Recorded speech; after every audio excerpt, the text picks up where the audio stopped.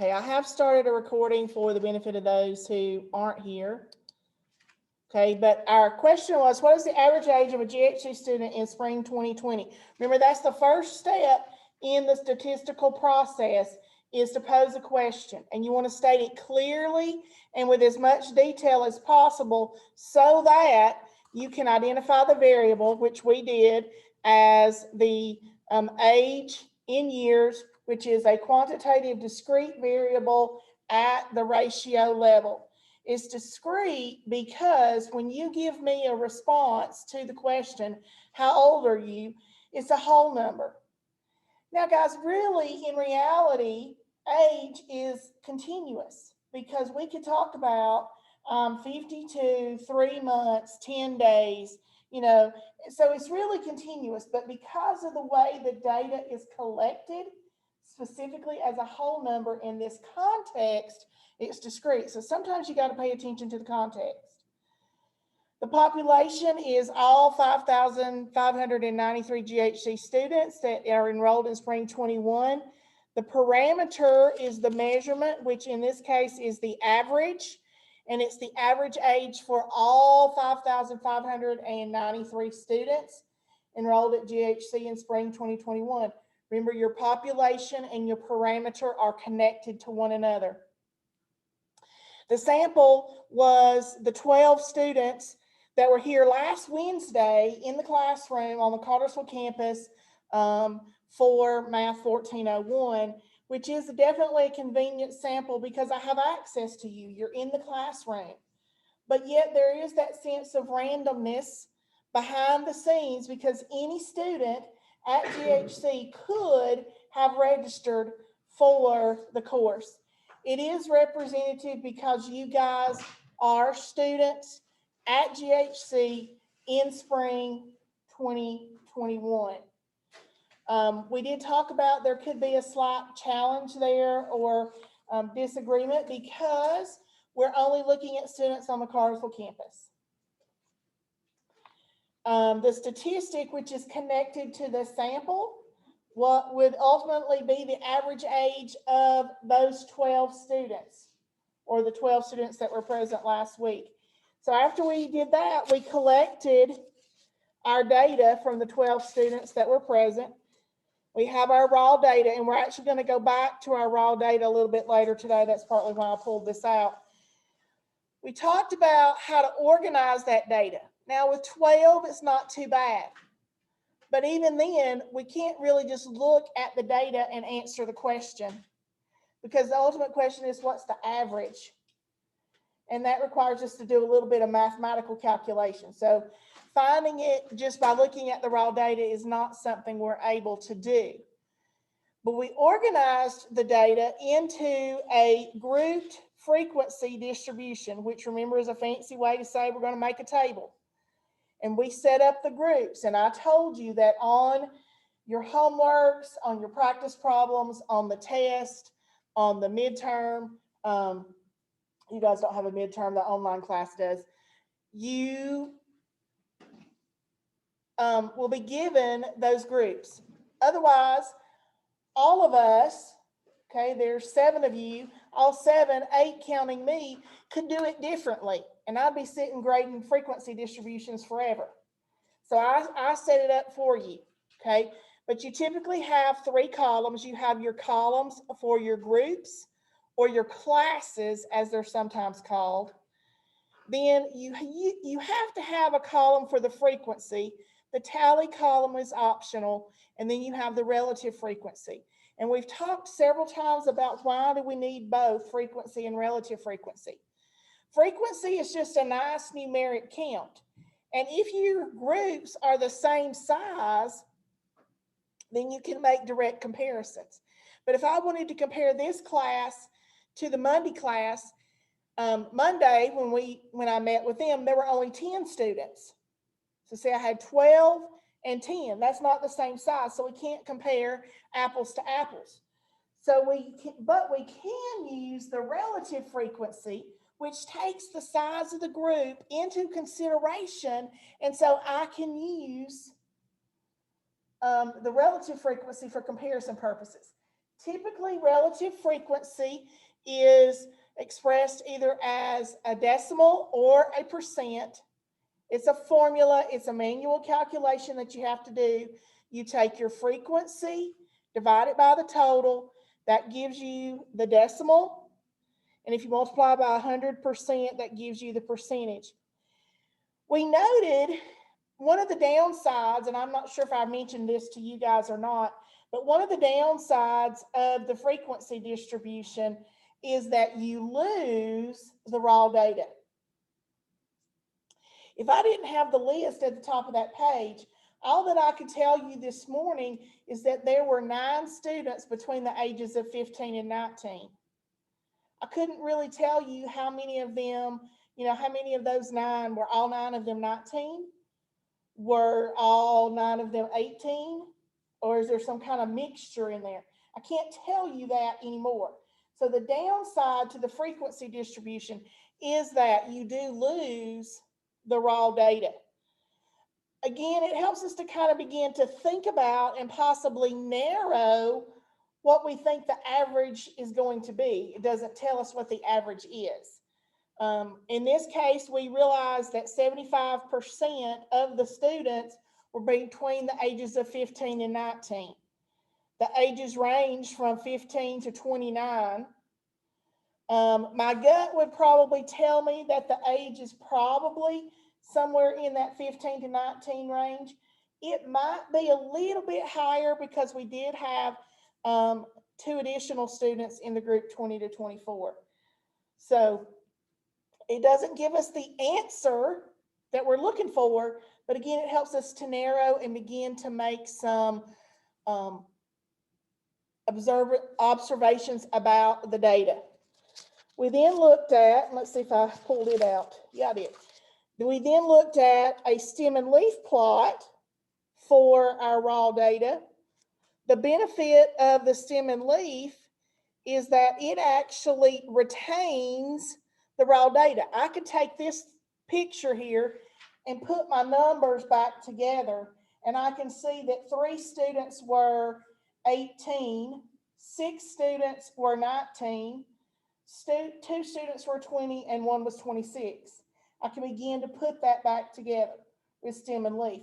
I can also see that my minimum age was 18, the maximum was 26, the one that occurred the most was 19, the one in the middle was 19 as well. So again, I'm getting that sense that probably my average is going to be somewhere around 19. Okay, it may not be exactly 19, but it's somewhere in that range. Again, I can begin to get a sense of that. We also talked about how the distribution can be spread out, and whether or not it's the 3 distributions we talked about were skewed left, skewed right, and symmetric. We said this one was skewed right because we have more ages on the low end than we do the high end. We also, one last thing we talked about was the histogram. And that's kind of where I want to begin this morning. Minitab will create a histogram for you. So that's where I kind of want to begin, is how do we create a histogram in Minitab. I created this very quickly by hand, okay? If I've got 120 or 1,200 or 12,000 or 120,000 pieces of data, I'm not going to do this by hand, okay? We need to let the technology, plus the technology is going to make it a whole lot prettier than my hand-drawn one, okay? So that's where I want to begin this morning, is with Minitab. I gave you a brief introduction to Minitab during the last class. So I'm going to go over, if you haven't seen it on your computer screen in front of you when you're logged in, you should have a green square with white bars, and it does say Minitab underneath it, but it's a green square with white bars. It sort of looks like a bar graph. So I'm going to open that up. We talked about how that it's a spread, it looks like a spreadsheet. And guys, you can't do anything in terms of statistical analysis, whether you're creating graphs or you're trying to analyze the data, without having data. I hope that makes sense to you. You got to have data. And so we go back ideally to the raw data, and you want to indicate what you're putting in there. Because if you save this file and you come back to it several days later, you got to know what it is. And you may have more than one column of data. Okay, so we're putting in ages in years. And then, guys, no matter how the data is presented to you, whether the data is presented like I wrote it so that everybody can see it. I wrote it in 3 columns. I could have wrote it all in a single column. I could have wrote it in rows. Okay, it don't matter how it's presented. When you go to put it in Minitab, the entire data set goes in a single column. I don't care how it's presented. The entire data set goes in a single column. Okay, so I've labeled my column, and I used the little light gray area right under the header C1 and put ages and years. And then what is labeled row 1, I'm going to start and I'm going to enter my data. And I'll read them off so you can type them in case you don't have your raw data handy. 19, enter. 18, enter. 19, enter. 20, enter. 19, enter. 18, enter. 19, enter. 20, enter. 19, enter. 18, enter. 26, enter. And 19. Now, when I'm finished, my last number should be on row 12 because I had 12 data values. That lets me kind of confirm that I got them in. Got all of them in. I may want to scan the list to make sure I didn't get some kind of crazy number. Okay. You double check your data, make sure you got it in there right. Because if you put it in there wrong, then everything you do after that's going to be wrong. Okay. Now I'm going to walk you through the steps on how to create a histogram in Minitab. Guys, Minitab is very intuitive and somewhat self-explanatory. It's like a Word-based or Excel, Microsoft-based. Your menus are across the top. You have File, Edit, Data, Calc, Stat, Graph, View, Help, Assistant, Additional Tools. Well, what's a histogram? It's a graph. So it's kind of like, duh, let's go to graph. And it gives you a list of all the different graphs that Minitab will create. We want to create a histogram. So I'm going to scroll down the list till I see histogram. And I'm going to choose it. So graph, histogram. And then Minitab pops up this little window. You get a pop-up window. It's called the wizard. And the wizard is going to walk you through step by step for creating your histogram or for creating your box plot or for creating anything. It gives you the wizard that walks you through the steps. Now, another thing with Minitab, if we were very advanced, we could get fancy-dancy with our graphs. We're not gonna. We're gonna keep everything simple. So my default is the simple histogram. So I'll tell it, okay, I'm ready to move on. I have to tell it, where's the data? Y'all are probably too young to remember the commercial, where's the beef? It was a Wendy's commercial. Where's the beef? Okay, where's the data? You have to tell it where the information is that you want it to use to make the graph. It's in column 1. If you'll go to the left-hand side where that list is, we only got one set in there, double click, and it automatically pops it in there for you. Now, the extra step that you have to do here is you have to put in the titles and that kind of thing. They're called labels. You want to put the labels on your graph. So I'm going to put in a title. So this is ages of GHC students And I'm going to add a subtitle and say that it's Spring 2021.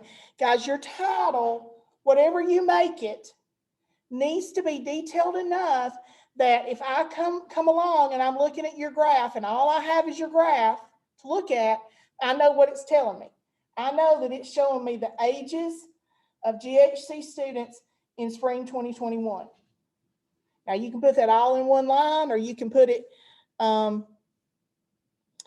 as a subtitle like I did. Okay, so like give it a title, a descriptive title, click OK.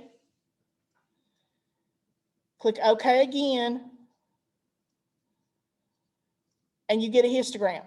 Now the histogram that I get in Minitab doesn't look like the one that we created by hand.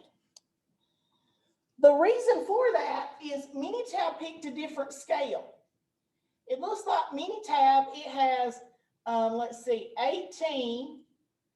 Looks like it's almost counting by ones. You got 18, and then the second bar would be over 19. The third bar is over 20. Then you have this huge gap because remember, we didn't have any ages between 21 and 25, and then you got the 26.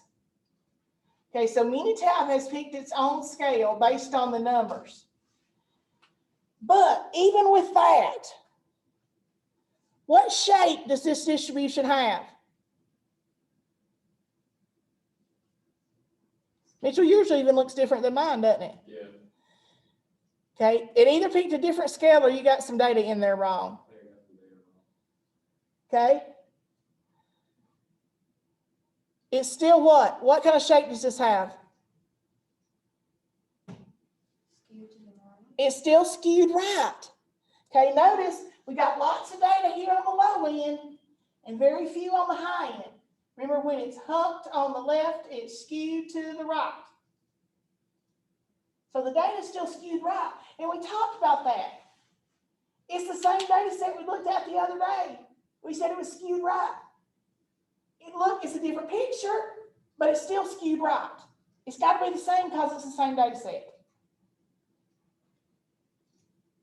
Okay? Questions on how to create the histogram. Again, it's very straightforward if you'll think. It's a graph called a histogram, and then we walk it through. The biggest thing to remember is to put those labels on there. Questions?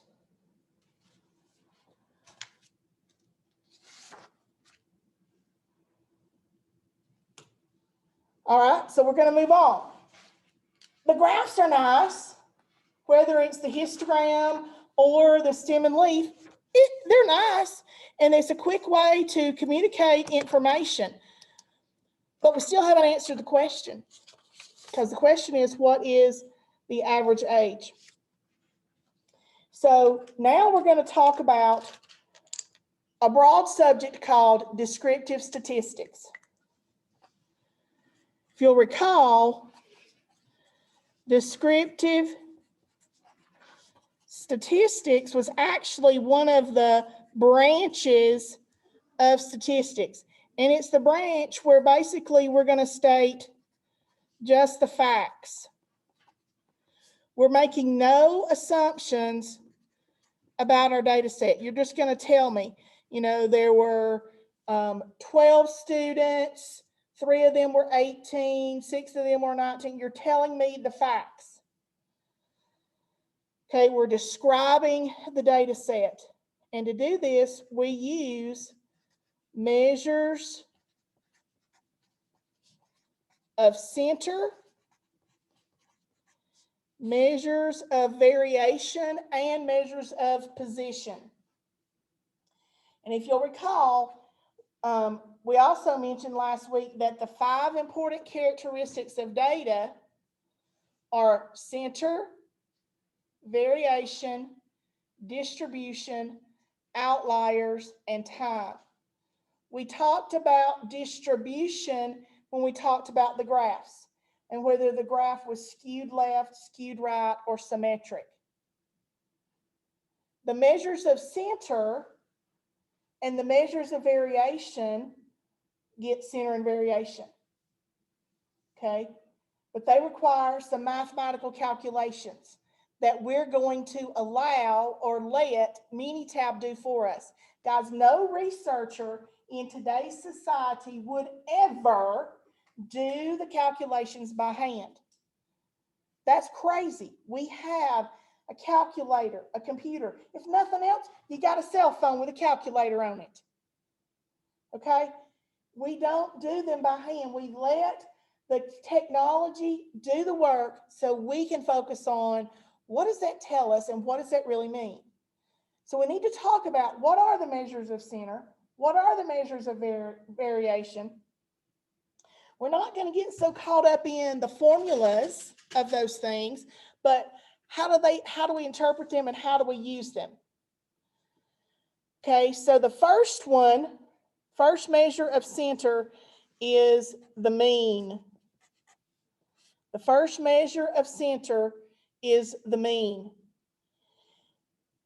This is what most people refer to as the average. And most people know, if I were to ask you to average those ages, I think most of you would add them up and divide by 12 because we had 12 students. Okay, that's what statistically is called the mean. It is, of the three, it is the most important because we use all the data values. When we calculate the mean, we use all of the data values, and it is used in other statistical calculations. So if you're limited on what values you can calculate, I would strongly suggest that you calculate the mean. It is one of the most important, again, because it takes into consideration all of the data values. Plus, we use it in other statistical calculations, and you'll see that a little bit later on down the road. Now, because we do use all of the data values in its calculation, the one downside is that the mean is affected by outliers. If you have those data values that just don't seem to fit, for example, if we were to include my age in the data set we're using, which I'm 52, that would more than likely cause the average to be higher than it should be because you've got that one number that's just really a lot bigger than the rest. Or if you had that child prodigy or child genius, and you've got the student in the class who's like 10 years old, okay, that would cause it to be deflated, make it lower than it should be. So that's the one downside to using the mean. And so sometimes if I don't have to use the mean and I have outliers, or if I don't need the mean for other reasons, I may use something else. Because it is one of the most used, we do have symbols to represent the mean, and you'll see these symbols from now till the end of the term, and you'll need to know that that's what this represents. In statistics, when you use symbols, just as a side note, we use Greek letters for the population parameters. So you're probably going to see some funky looking letters or symbols that you maybe haven't seen before. But we use Greek letters for the population parameters, and we use English, or what your text calls Roman letters, for the sample statistics. So that's one way that we can distinguish whether we're being given the population parameter or the sample statistic is by the symbol. The Greek letter mu, which looks like this fancy looking U, represents the population mean every time, all the time from this day forward. The Greek letter mu, looks like a fancy looking U, represents the population mean every time, all the time from this day forward. The symbol for the sample is read X bar, and it's the letter X, and we put a bar across the top. It's read X bar. That's the symbol for the sample mean every time, all the time from this day forward. And guys, you'll see those symbols crop back up throughout the rest of the semester. Now, we don't have symbols for every single measure of center or measure of variation. Really, we only have them for the two most popular or most useful. That's the mean. The second measure of center is the median. Okay, the second measure of center is the median. The median is the middle value when the data is ranked. So if you put the data in order, either low to high or high to low, it doesn't matter, and you find the value that's in the middle, okay, that becomes your median. And we did that on the stem and leaf. If you'll remember, on our stem and leaf plot, we had 12 values. So we found the value that was in the 6th place and the 7th place. Remember, when you have an even number of values, you really have two middles. If you have an odd number, you have a definite middle. Okay, if you have that even number, you take the average of the two middles, which for us was 19. Okay, so the median is the middle value when the data is ranked. The benefit of using the median as opposed to, say, the mean is that it's not affected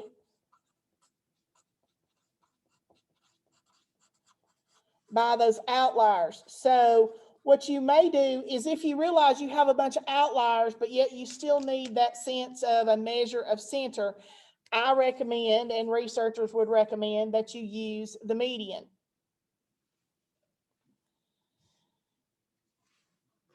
Because it's not really, you're not really doing a formal calculation. You're just trying to locate the value that's in the middle or in the center. The third one,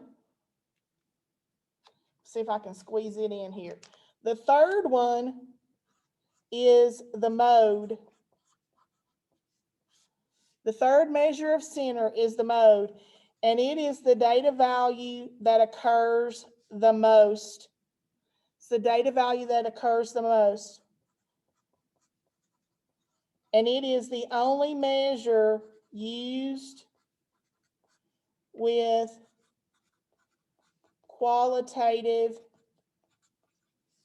data. Okay, remember, qualitative data is words and phrases. And we can talk about which group, which category occurred the most or which category occurred the least. So the mode is the only measure that we use with qualitative data.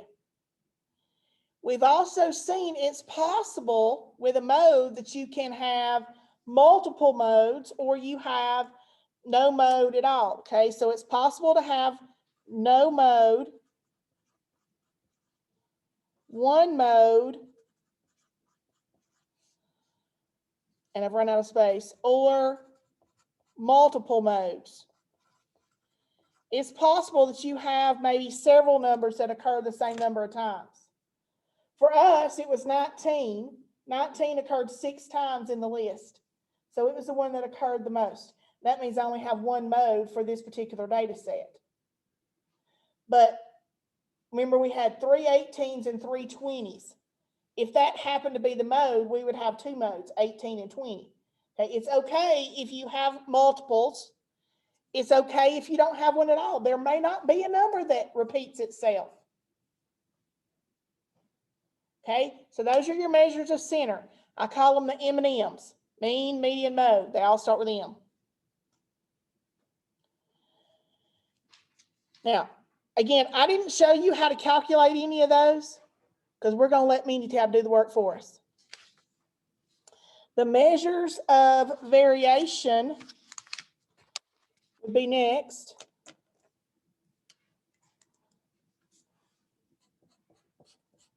Whoops, number 2, not 3. Sorry. Okay, measures of variation. Remember, the idea behind variation is how much do the data values differ among themselves or between data sets. And there are 3 measures of variation that we're going to talk about. We have the range. Okay. The range, it's a formula. It's the maximum minus the minimum. And some people will just state it and say the range of values was 18 to 26. Okay, but you actually, to get the actual statistical range, you subtract the low and the high, and that gives you a single number. Now that number is relative. For us, that would be about an 8. The range would be 8. So then you have to think about, well, does that mean the numbers are kind of close together or they're spread out? Again, usually you're making comparisons between groups. And so if, whichever one's smaller, there's less variation. The larger one would have more variation. The higher the number, the more variation you have. The range is very simple to calculate. And so if you don't have any alternative and maybe you're having to try to do something by hand, the range will at least give you an idea.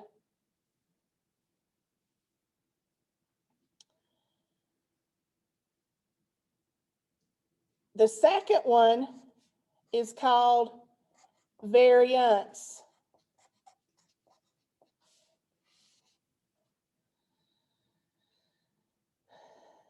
Now this is about to get a little technical for just a minute, okay? Variance is the average of the differences of each data value and the mean, okay? The variance is actually an average, and we compare each individual data value to the mean. Now, I'm going to try to write this formula out for you. You don't have to memorize the formula. You don't have to use the formula, but I want to kind of show you what we're doing, okay? And I can put some numbers in it in just a minute, but I take each X value, subtract it from the mean to see how different it is. Then I'm going to square it, and then I'm going to add them up. That big old fancy looking E means add them up. And I divide by N minus 1, my sample size minus 1. Now, if you look in a book and look at the PowerPoints, you're going to see that formula. You're not going to be asked to use that formula. Now, I can show you how it works with a small data set if you want to see it, But again, that's what's going on behind the scenes. We're looking at the relationship of each data value to the mean and how different it is. We have to square it because some of the numbers are below the mean, so you get a negative, and some of the numbers are above the mean and you get a positive. And remember, negatives and positive cancel each other out. So that's why we have to square it, is to avoid having that cancellation. Now, we do have symbols for the variance. This formula, okay, again, you have one for the population and one for the sample. Sigma squared is the way it's read. It looks like a fancy O with an exponent of 2. That's your population variance.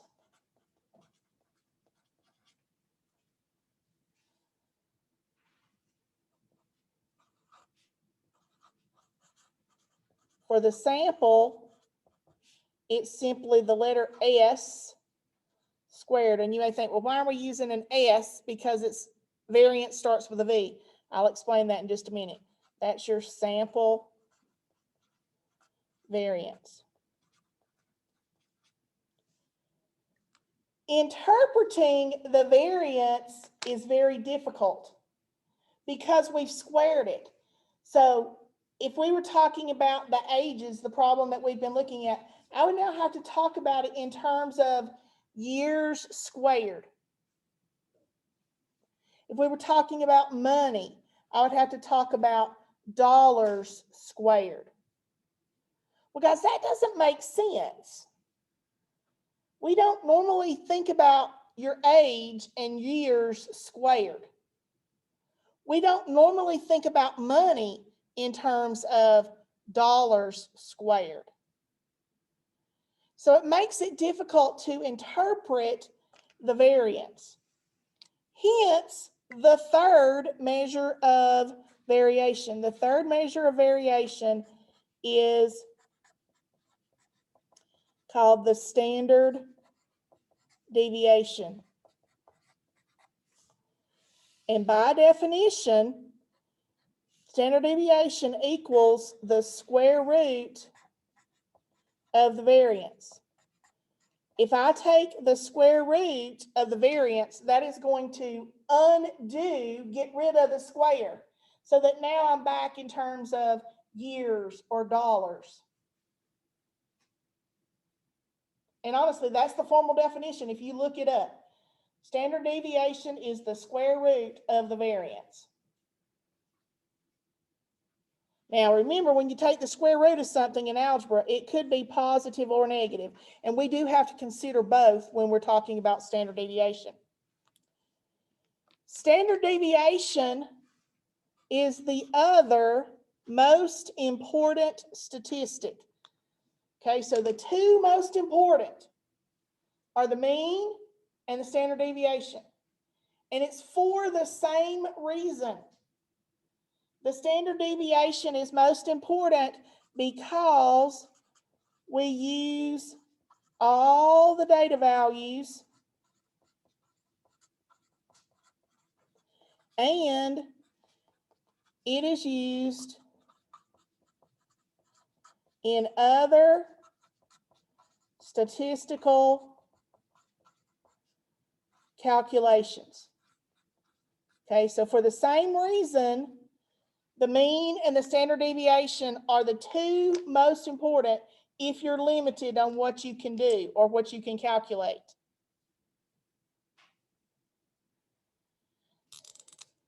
Now, the symbols are really the same as you had for the variance. We just say now instead of sigma squared, it's just plain old sigma. It's just the little O with a curl, and that's your population standard deviation, and S, and it's S, guys, because Standard deviation, standard starts with S, that's kind of why you get the S, is just the letter S, and that's your sample standard deviation. Every time, all the time from this day forward.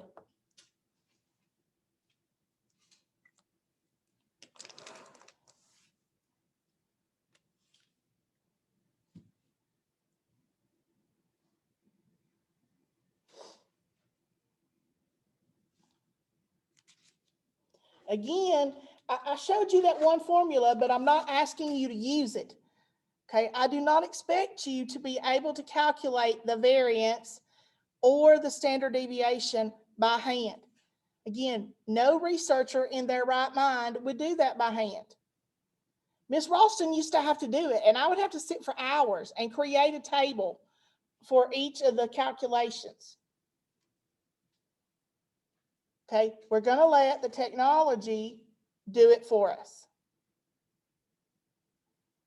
The third category that we need to talk about is called measures of position.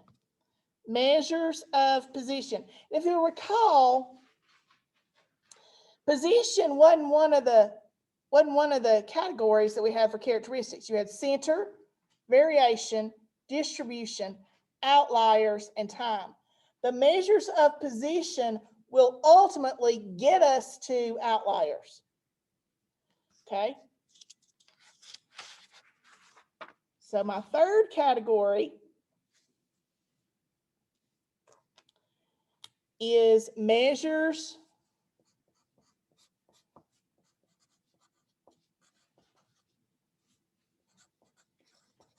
of position.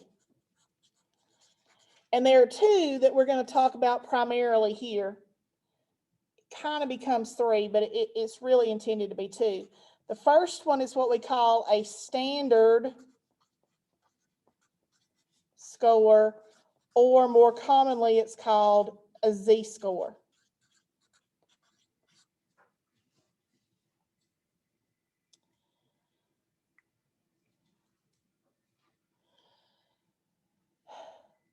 Let me see if I can explain it. What a standard score does, or a Z-score does, is it creates a standardized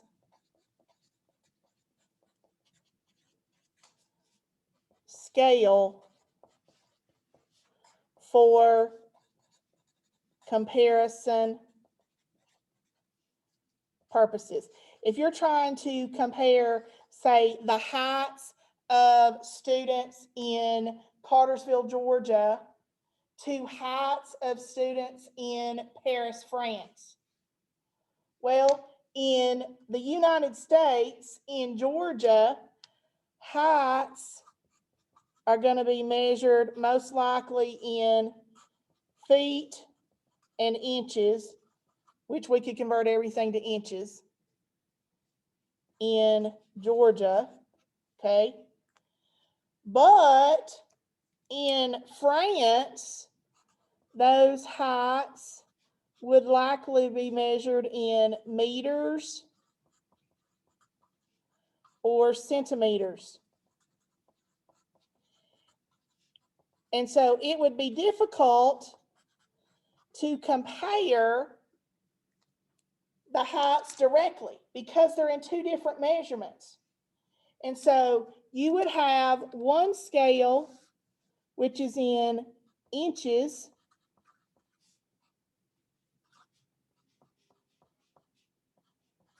and you'd have another scale, which is in centimeters.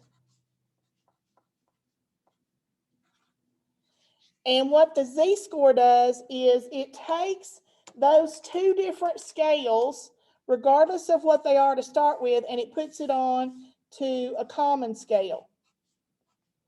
And we think about how far above the average we are, or how far below the average we are. Below is typically represented by a fact that it's a negative number, so this would be below the mean. Positive numbers would imply that we're above the mean. And 0 is kind of our middle point, or what we would term the mean. Now, it's not always going to be 0, but on this standard scale, we set everything to 0 for comparison purposes. To get to the z-score, to go from inches to the standardized score, and the measurement that we use here when we talk about it in terms of a z-score is we talk about it in terms of standard deviations. Are we 1 standard deviation above the mean, or are we 1 standard deviation below the mean? That's why it's called the standard score, because the common scale becomes standard deviations. And to get from the inches or the centimeters to the standard scale, it's a plug and chug formula. And again, this is one of the few calculations you might have to do by hand. Okay? It's Z equals, you take your data value, subtract the mean, and then divide it by the standard deviation. And you can do that either for the population or for the sample, okay? But we take our data value minus the mean first, make sure you follow order of operations, and then divide by the standard deviation. And again, it could be a positive or negative number because it could be above or below the mean. And so then we can make comparisons. Because if I have one value that's -1 and the other one is +2, and you want to think about, well, which value is more extreme? Well, +2 is further away from 0 or further away from the mean, so it makes that value more extreme. Okay, not just because it's above, it's because it's further away. But you have to do that conversion. And again, that's one of the few calculations that, quite honestly, Minitab will not do for you. You'd have to use your calculator. Now, we're going to revisit. We don't get too caught up in z-scores right now because we revisit it at the beginning of a little bit later in chapter or in module 2. Okay. But that's one of them, one measure of position. The other measure of position that we really do focus on is a subcategory of what's called percentiles. Okay, so our second one is percentiles.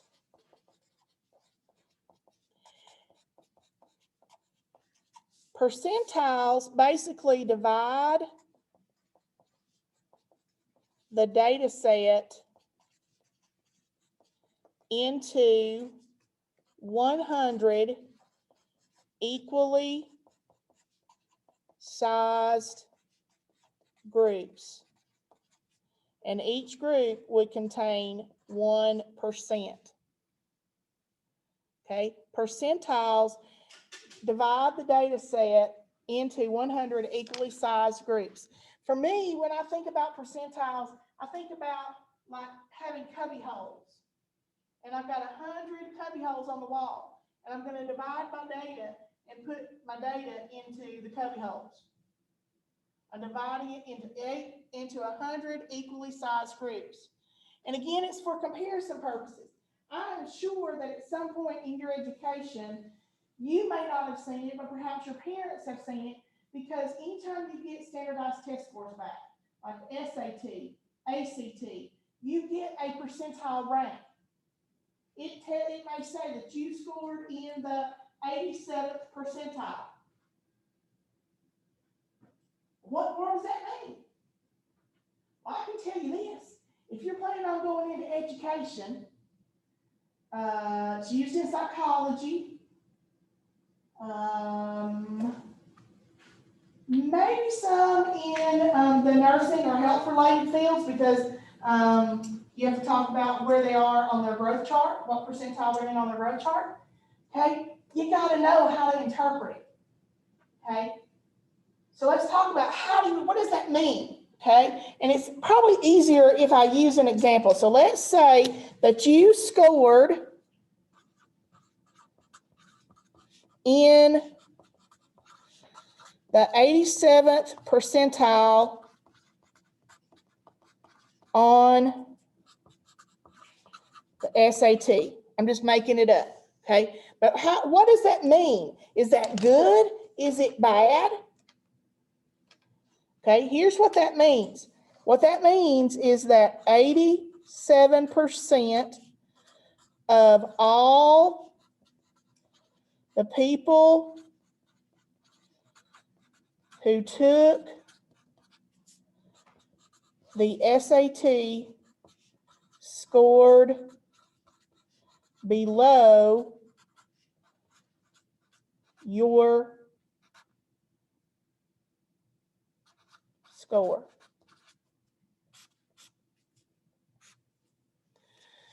Whenever you're interpreting a percentile, what you have to realize is that it's always the percentage below that cutoff. Okay? It's the percentage below the cut score. That's key. Statistically, there are multiple ways to calculate a percentile. Some of it depends upon some of the formulas depend upon whether your data set is skewed left, skewed right, or symmetric. Others are just random formulas that have been developed. Okay, we're not going to calculate percentiles. Okay, what we focus on is a subcategory called quartiles.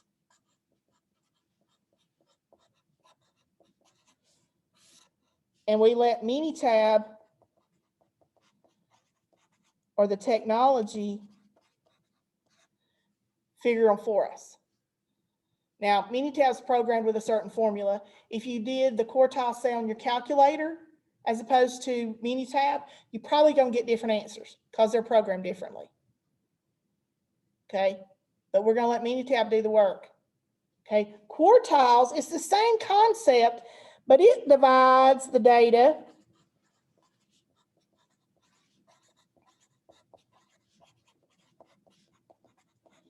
into 4 equally sized groups where each group contains 25%. Now, to kind of help you visualize this, you would have your minimum value in your data set all the way up to the maximum. And you got to include all of the data values. So you have to have your low and your high. Okay? And then we're going to divide it up.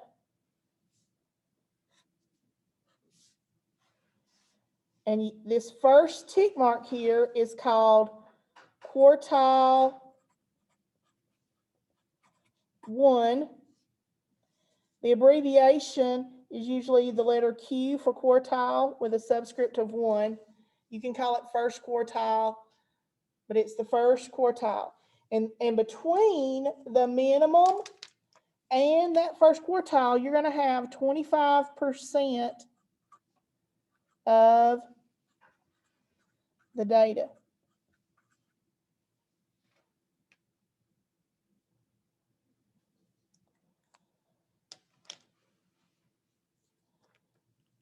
The middle tick mark, let me draw this up here.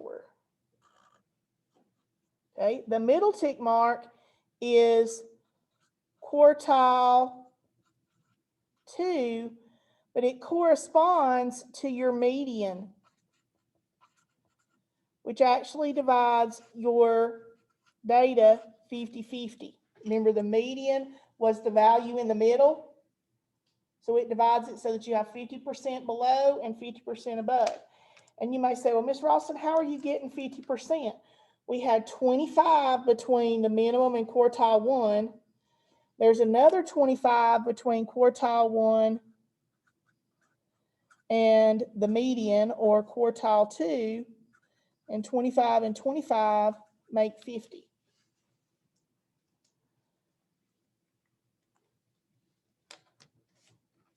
The third tick mark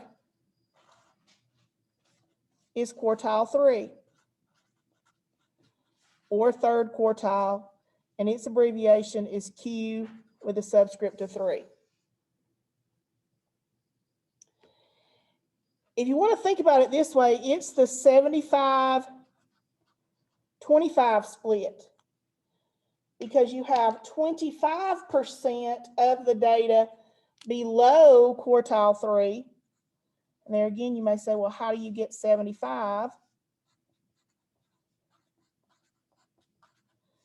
You had 25 between minimum and quartile 1, 25 between quartile 1 and the median, and a third 25 between quartile 2 and quartile 3. 25 plus 25 plus 25, 75. So that's your 75-25 split. Because between quartile 3 and the maximum is your final 25%.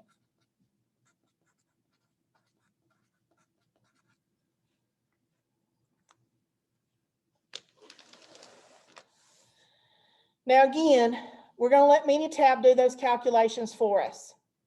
Okay, it's programmed in a certain way. I happen to know that if you do it on a TI 8384 calculator, you get different values because the calculator is programmed differently.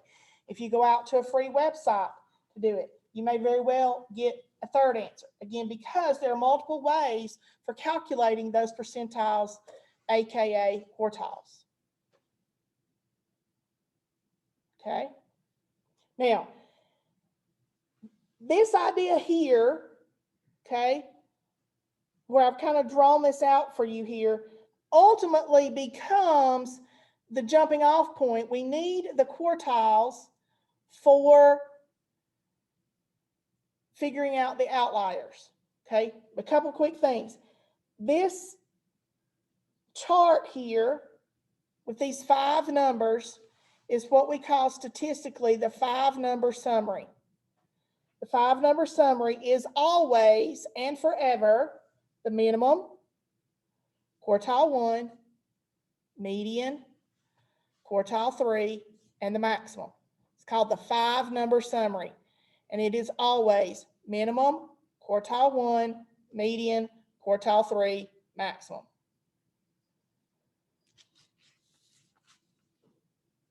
Okay.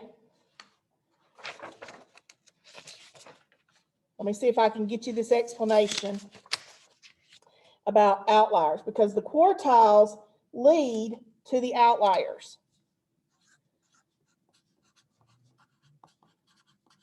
Okay, quartiles will lead you to the outliers.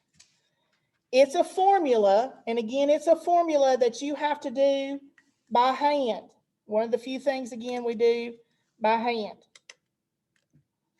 Okay, so here's the formula. Any data value less than, the calculation is Q1 minus 1.5 times the IQR. Oops, I forgot to tell you what IQR is. I'll tell you that in just a minute. Or any data value greater than Q3 plus, and guys, there's an error on the PowerPoint. I've got a minus sign in there. It should be a plus sign. Q3 plus 1.5 times the IQR. And I got to define what IQR is. I'm sorry, I forgot. Okay, let me rough sketch our picture again. Got our minimum, got our maximum, got Q1, median, Q3.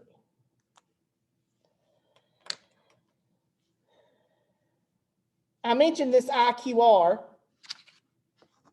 and I apologize, I got ahead of myself, okay? But the IQR is the relationship between Q1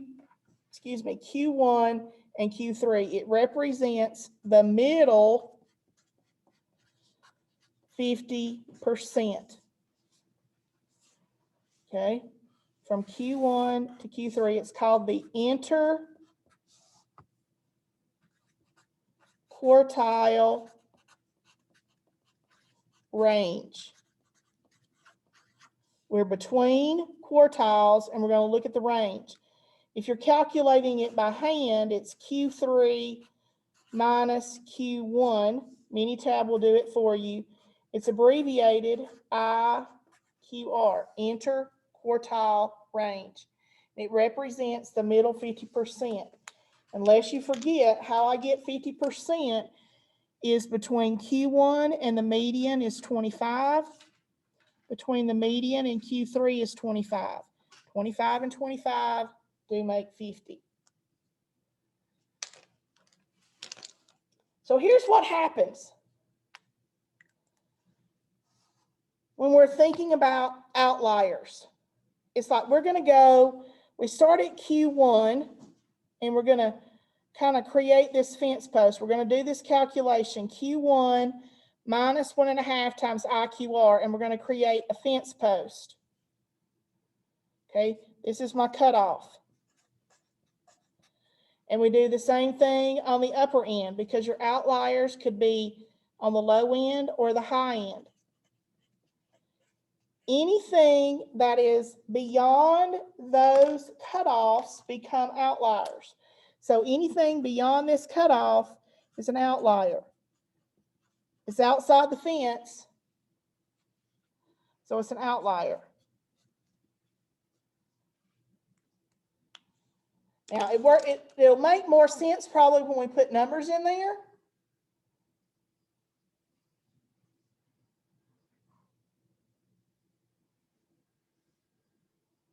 Now, the other thing that I would mention, and it may be hard for you to see it, but this picture that I've drawn here with the number line, minimum to maximum, the box around Q1 to Q3,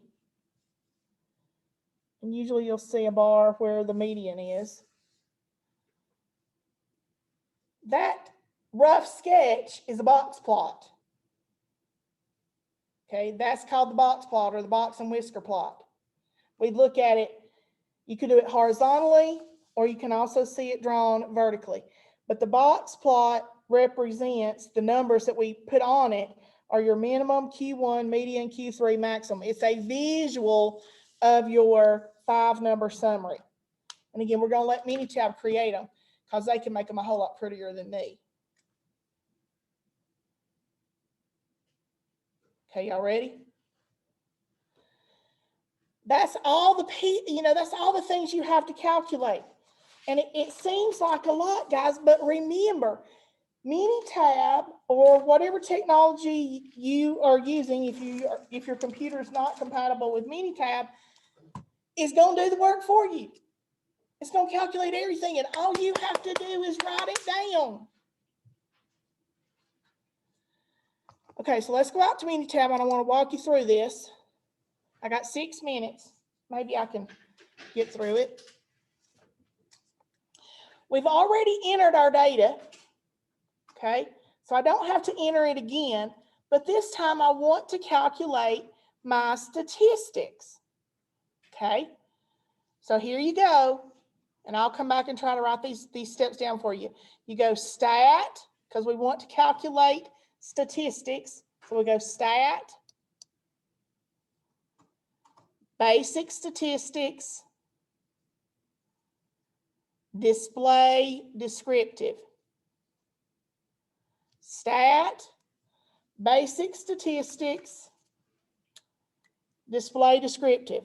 Okay, so I'm going to make a note over here on my paper, and then you guys can write it down or take a picture if you want.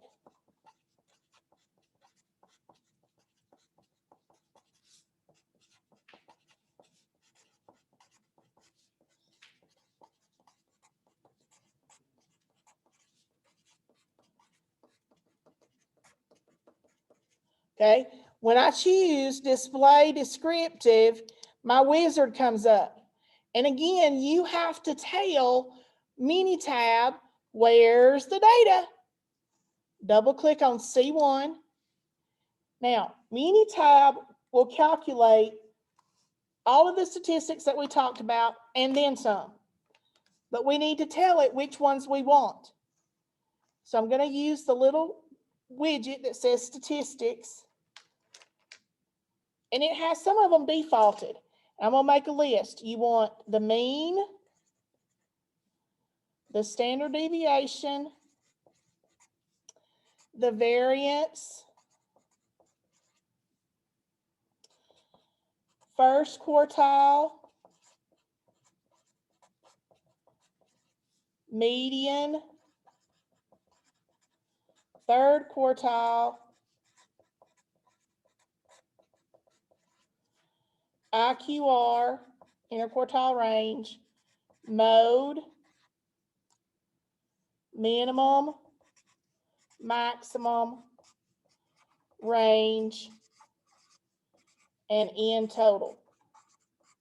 Now, you don't have to memorize that list because that list will be written on your test paper. And you'll just have to go down through there and check the ones you want. There are a couple that are marked that I don't want. You can uncheck them. If you leave them, it'll give it to you. You just don't need it. Okay, so I choose all of the items that I want. Again, the list will be on the paper. I tell it okay. I tell it okay again. And guys, it gives me all of the answers on the screen at the top. And all I have to do is write them down, okay, onto my paper, or select the correct answer on my question. Okay, so my total count, which would be in total, is 12. My mean is 19.5. Standard deviation is 2.153. Variance is 4.636. First quartile, or excuse me, my minimum is 18. Quartile 1 is 18.250. Median is 19. Third quartile is 19.750. Maximum is 26. The range is 8. IQR is 1.5. And the mode is 19, and it does tell me that it occurred 6 times. All I had to do, guys, was write it down onto my paper. I copied it directly from the screen to my paper. Okay. Now, a couple of the hand calculations, we'll talk about outliers, but let me show you real quick. I got 1 minute. Let me show you how to do the box plot. The box plot is a graph. So I'm going back to graph. And I'm going to choose box plot. Keeping it simple, as we always do. Where's the data? Labels. Again, you want to give your graph a title, so it's ages of GHC students, spring 2021.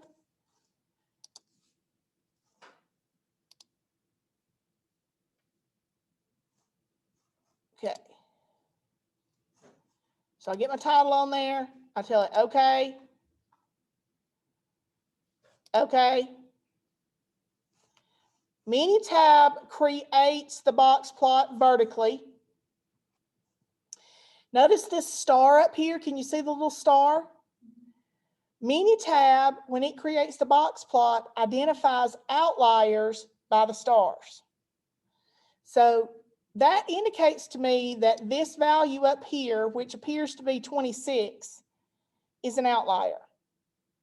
So visually, the box plot can tell you whether or not you have outliers.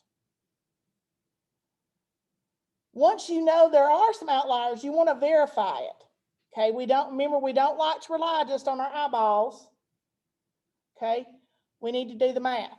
But I've run out of time, so we'll have to pick up on how to do the math. I'm basically going to plug into that formula over there and confirm it. Okay. Help me remember to show you how to do the outliers, but then we're going to pick up next Wednesday with probability. Okay, it's going to kind of change gears for a little bit. But guys, this should be easy peasy because Minitab's going to do the work for you. You just got to know how to read it. All right, I'll see you next week.